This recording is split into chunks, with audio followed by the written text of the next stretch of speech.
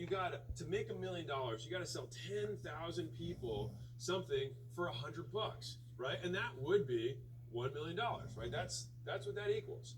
But it's way easier to just sell 100 people something that costs $10,000, which also equals $1 million.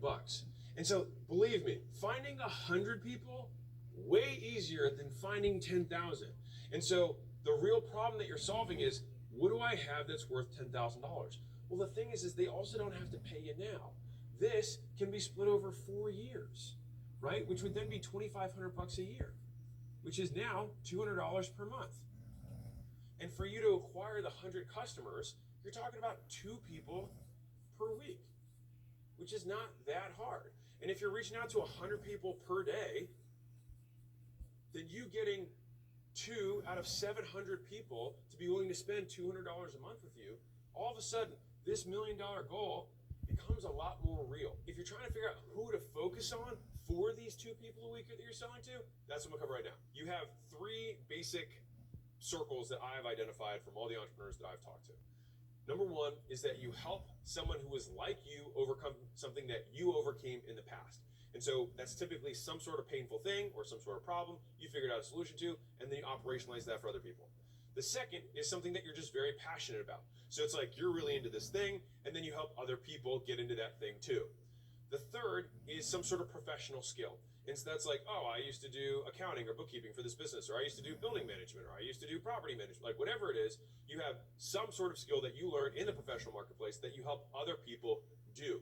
And so all of those things, those 3 P's, pain, passion, profession, are the 3 fundamentals that I look at in terms of trying to pick the who. So pain, passion, profession. Underneath of this, if you're like, okay, where do I want to start?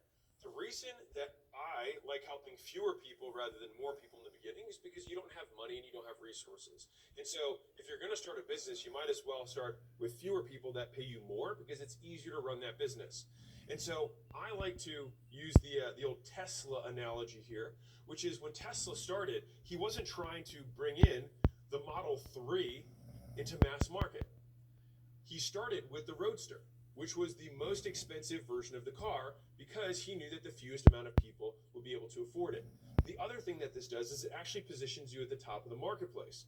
Then he moved down market and created the Model S, which was now a $120,000 car. Then he went and got the Model X, and then he had the Model 3, and then he has the Cybertruck, which I think is Y. Anyways, the point here is that he basically worked his way down and went broader and broader and broader market as he continued to get resources and be able to redeploy them into broader and broader parts of the marketplace. And so for you, you're going to probably pick what pain, passion, or profession you're going to go to. You're going to start with the smallest version of that market that you can, the most specific, the closest to who you can help, the